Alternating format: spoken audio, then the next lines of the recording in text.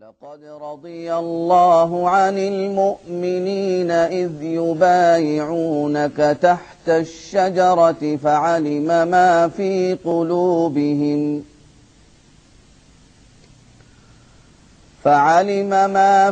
قلوبهم فأنزل السكينة عليهم وأثابهم فتحا قريبا ومغانم كثيرة يأخذونها وكان الله عزيزا حكيما وعدكم الله مغانم كثيرة تأخذونها فعجل لكم هذه وكف أيدي الناس عنكم ولتكون آية للمؤمنين ويهديكم صراطا مستقيما وأخرى لم تقدروا عليها قد أحاط الله بها وكان الله على كل شيء قديرا ولو قاتلكم الذين كفروا لولوا الأدبار ثم لا يجدون وليا ولا نصيرا سنة الله التي قد خلت من قبل ولن تجد لسنة الله تبديلا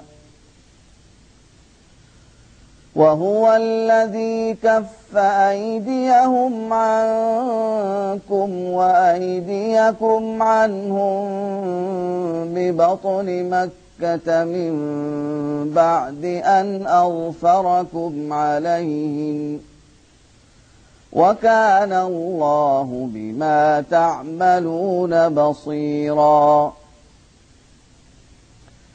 هم الذين كفروا وصدوكم عن المسجد الحرام والهدي معكوفا أن يبلغ محله ولولا رجال مؤمنون ونساء مؤمنات لم تعلموهم أن تطؤوهم فتصيبكم منهم معرة بغير علم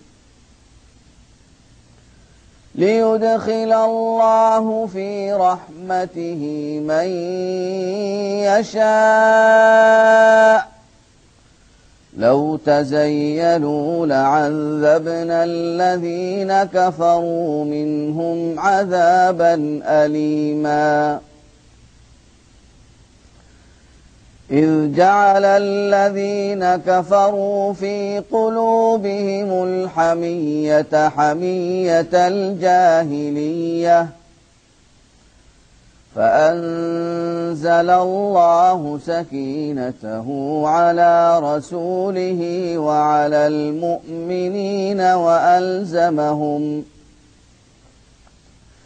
وألزمهم كلمة التقوى وكانوا أحق بها وأهلها وكان الله بكل شيء عليما لقد صدق الله رسوله الرؤيا بالحق لتدخلن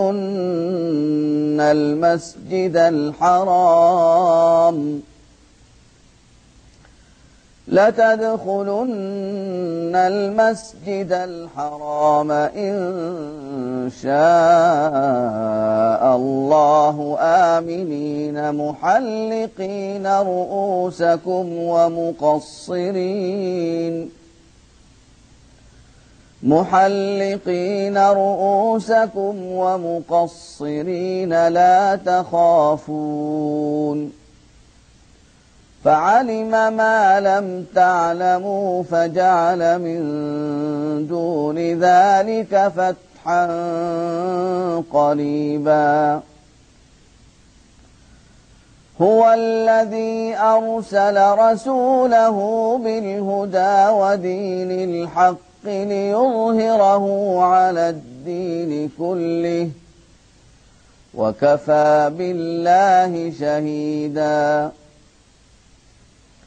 محمد رسول الله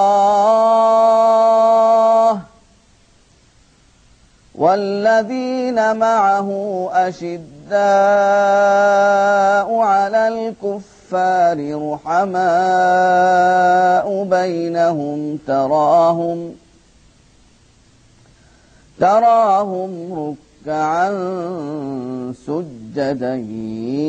يبتغون فضلا من الله ورضوانا سيماهم في وجوههم من أثر السجود ذلك مثلهم في التوراة ومثلهم في الإنجيل كزرع أخرج شطأه فآزره فاستغلظ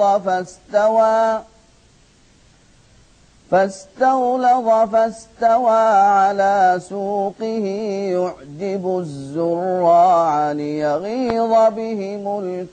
الكفار وعد الله الذين آمنوا وعملوا الصالحات منهم مغفرة وأجرا عظيما وعد الله الذين آمنوا وعملوا الصالحات منهم مغفرة وأجرا عظيما